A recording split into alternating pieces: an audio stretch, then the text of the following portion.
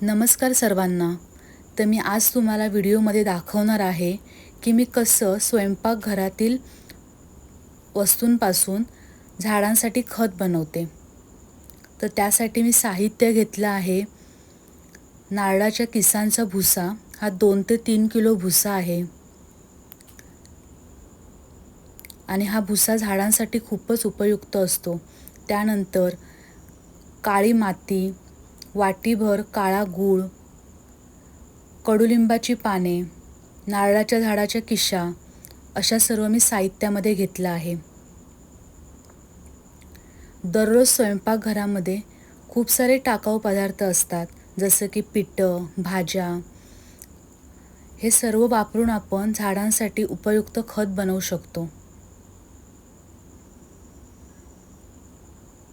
हा काळा गूळ आहे. तुम्ही काळा गूळ जास्त देखील वापरू शकता. माझ्याकडे एवढाच होता म्हणून मी एवढाच वापरला.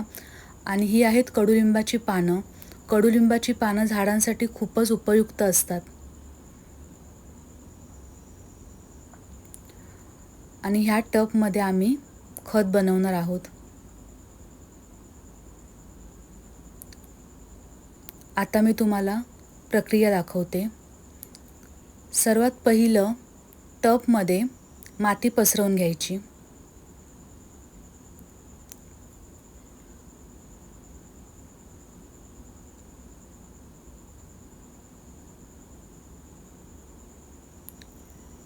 अर्धा ते 1 किलो माती पसरवून झाल्यानंतर नारळाच्या झाडाच्या किशा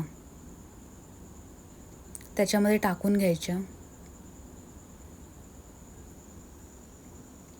किशा पूर्ण पसरवून घ्यायच्या आणि त्यानंतर आपल्या घरात जे काही असेल स्वयंपाकघरात वेस्टेज, ते सर्व साठवून ठेवायचं आणि ते किशांवर टाकायचं.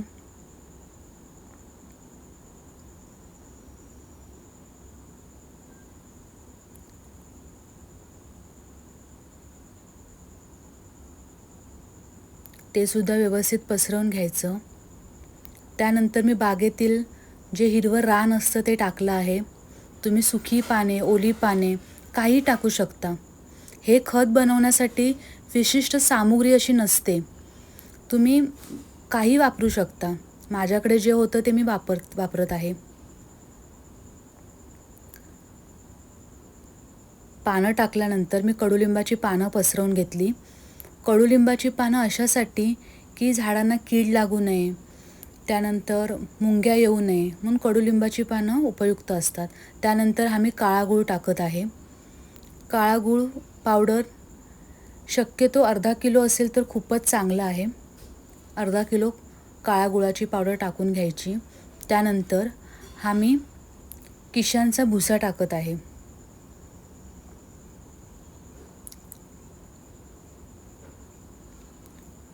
संपूर्ण मिश्रणावर हा भुसा पसरवून घ्यायचा.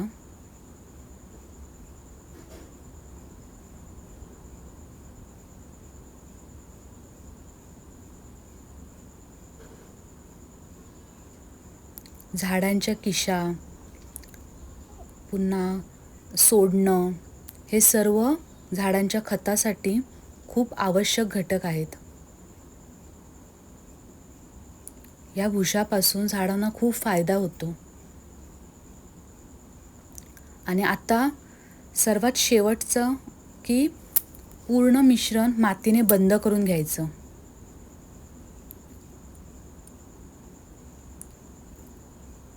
पूर्ण मिश्रणाच्या वरती माती टाकायची आणि दररोज या मिश्रणावर 1 ग्लास पाणी शिंपडायचं.